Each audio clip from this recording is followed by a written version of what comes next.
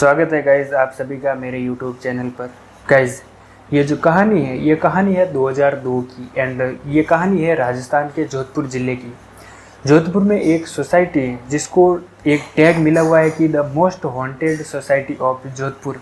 And ऐसा tag क्यों मिला है वो आपको इस वीडियो में पता चल जाएगा। तो ये जो वीडियो है वो काफ़ी ज़्यादा हॉरर होने वाली है।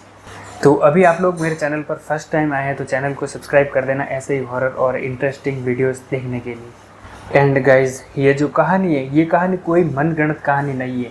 आप इसके बारे में इंटरनेट पर आर्टिकल्स भी पढ़ सकते हैं, आप अपनी ओर से रिसर्च कर सकते हैं कि ये जो सोसाइटी वो सच में एग्जिस्ट करती है। तो जैसा कि मैंने बताया कि ये कहानी है 2002 की एंड 2002 में आशीष और आरती नाम के एक कपल इस सोसाइटी में रहने के लिए आए थे।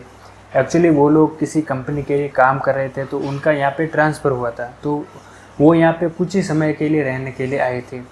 तो उन्होंने इस सोसाइटी में 66 नंबर बिल्डिंग में चौथे फ्लोर पर अपना एक फ्लैट किराए पर लिया था।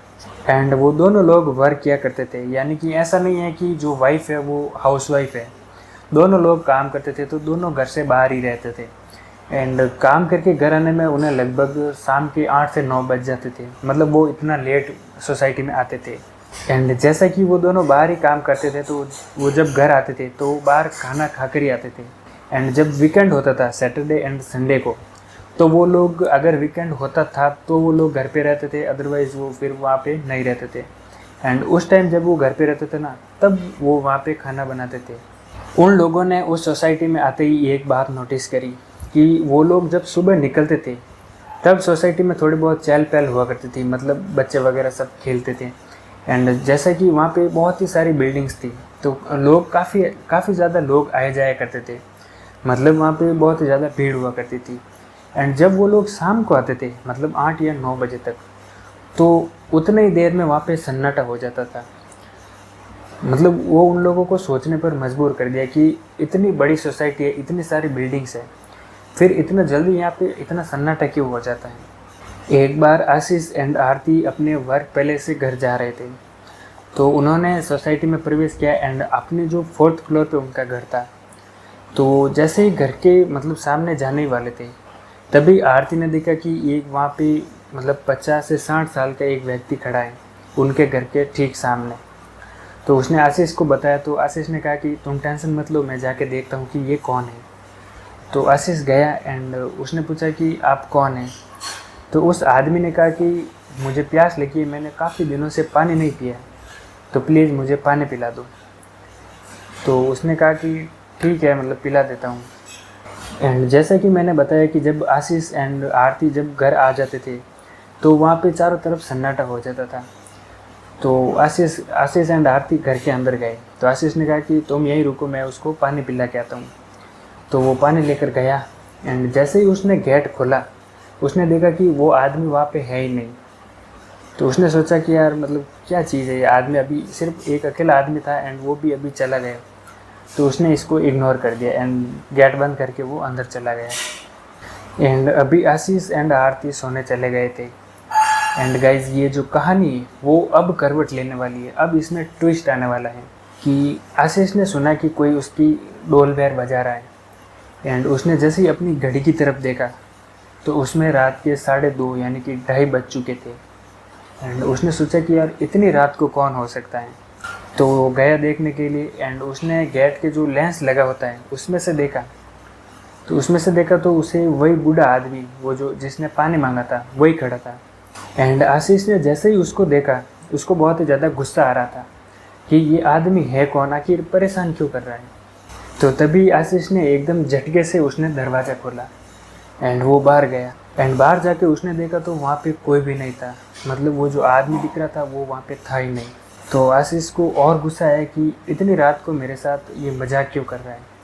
वो वापस आया एंड सो गया। एंड जैसे ही वो सोया उसके बाद फिर से उसने जो डोरबेल है उसको बजाई एंड ऐसा गाइस 2 से 3 बार हो चुका था। अब आशीष बहुत ही ज़्यादा इरिटेट हो चुका था एंड जैसे ही एक और बार उसने दरवाज़ा खटखटाया तो आशीष को लगा कि मैं जैसे ही दरवाज़ा खोलूँगा तो वहाँ पे तो कोई होगा नहीं, ये इतनी रात को कोई मजाक कर रहा है। तो इतनी देर में आशीष को किसी के रोने की आवाज़ सुनाई दी एंड जैसे ही आशीष बाहर आया, उसने दरवाज़ा खोला एंड उसने देखा तो उसके जस्ट बाजू में वो जो आदमी है वो खड़ा था। एंड उस आदमी ने अचानक से आशीष का कॉलर पकड़ा एंड बोला कि मैं इतनी देर से दस्तक दे रहा हूँ तो तू दरवाज़ा क्यों नहीं खोल रहा है? मैंने बोला था ना मुझे प्यास लगी है, पानी पिला। अगर तूने पानी नहीं पिलाया तो मैं तेरे खून को पानी समझकर खटक लूँगा। इतना सुनते ही आशीष वहीं पे बेहोश होकर गिर पड़ा। एंड जैसे ही सुबह आशीष उठा तो उसने देखा कि आरती किचन में कुछ काम कर रही थी। तो वो आरती के पास गया एंड उसने उसके साथ जो भी हुआ उसने सारी बातें बताई। तो वो भी घबरा गई एंड उन्होंने फैसला लिया कि हम लोग इस सोसाइटी का जो वॉचमैन है उसको जाके इसके बारे में पूछते हैं। तो वो जैसे ही गए उन्होंने पूछा कि आप इस सोसाइटी की मतलब सुरक्षा कर रहे हो और वहाँ पे वो आदमी है तो कौन था, ऐसा कुछ सब कुछ उन्होंने पूरी बात बताई एंड पूछा। तो उस वॉचमैन ने कहा कि जिस फ्लैट में आप लोग रह रहे हो उसका एक बहुत ही पुराना इतिहास है एंड शायद वो आपको नहीं पता है। तो उन्हें जानने की इच्छा हुई कि ऐसा कौन सा इतिहास है और ये सारी चीज़ें क्या हो रही हैं। तो उन्होंने पूछा उस वॉचमैन को कि ऐसा क्या था। तो उस वॉचमैन ने कहा कि कुछ सालों पहले यहाँ पे एक बूढ़ा व्यक्ति एंड उसकी वाइफ वहाँ पे रहने के लिए आई थी एंड उनका ना कोई भी बच्चा नहीं था। तो वो लोग अपने जीवन यापन के लिए जो भी कुछ करना था वो खुद ही कर रहे थे। तो कुछ समय बाद वो जो बूढ़ी महिला थी वो किसी बीमारी के कारण उसकी डेथ हो गई। तो उसके बाद वो जो आदमी था ना, बूढ़ा आदमी, उसकी हालत ख़राब हो गई थी। मतलब वो धीरे धीरे करके उसका जो वो कुछ सही नहीं था। उसको ऐसा लग रहा था कि अब जीना मेरा व्यर्थ है। अब वो कुछ कर ही नहीं पा रहा था, ना अपने लिए खाना बना रहा था, ऐसा कुछ। मतलब वो बहुत ही दुखी हो गया था। एंड ऐसा नहीं है कि सारा काम उसको ही करना पड़ता था। वहाँ पे एक काम वाली बाई भी आया करती थी एंड वो 5 से 6 घंटे वहीं पे काम किया करती थी। तो एक बार क्या हुआ कि उस काम वाली बाई को कुछ अर्जेंट काम हो गया था। तो उसने उस बूढ़े आदमी से छुट्टी मांगी थी 4-5 दिनों के लिए। तो छुट्टी मांग के वो जो काम वाली बाई है वो कहीं पे चली गई एंड कुछ दिनों बाद जैसे वो छुट्टी से वापस आई तो वो उसके घर में गई। जैसे ही वो घर गई उसने दरवाज़ा खटखटाया तो किसी ने दरवाज़ा खोला ही नहीं। एंड उसे ना वहाँ से बहुत ही ज़्यादा बदबू आ रही थी उस घर में से। एंड वो बदबू ऐसी थी कि किसी मीट की थी, मतलब सड़े हुए मांस की बदबू थी। तो उसने कोशिश की पर उससे दरवाज़ा खुला नहीं। एंड ये सारी चीज़ें देखकर उसने पुलिस को बुला लिया। एंड पुलिस ने जैसे ही उस दरवाजे को खोला तो पुलिस ने और उस जो काम वाली लड़की थी उसने जो मंजर देखा वो काफ़ी ज़्यादा खौफनाक था। उन्होंने देखा कि वो जो बूढ़ा आदमी था वो छत से लटका हुआ था, मतलब कि उसने सुसाइड कर लिया था। एंड जब पुलिस वालों ने उस बॉडी को नीचे उतारा तो उनको एक चीज़ समझ में आ रही थी कि ये जो डेड बॉडी है वो कम से कम पिछले 4 से 5 दिन पहले की है। मतलब कि वो काम वाली बाई जैसे ही वहाँ से गई तो उस बूढ़े आदमी ने आत्महत्या कर ली थी। एंड तब से ऐसा माना जाता है कि वो जो फ्लैट है वहाँ पे उनकी आत्मा अभी भी भटकती है एंड इसीलिए शाम के समय में वहाँ पे कोई भी नहीं जाता है।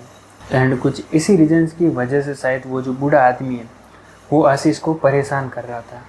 एंड उसके बाद आशीष एंड आरती ने फैसला लिया कि अब हमें यहाँ पे एक भी दिन नहीं रहना है। तो उन्होंने कंपनी से बात की एंड उन्होंने कहा कि हमें कोई दूसरा घर रेंट के लिए दिला दो।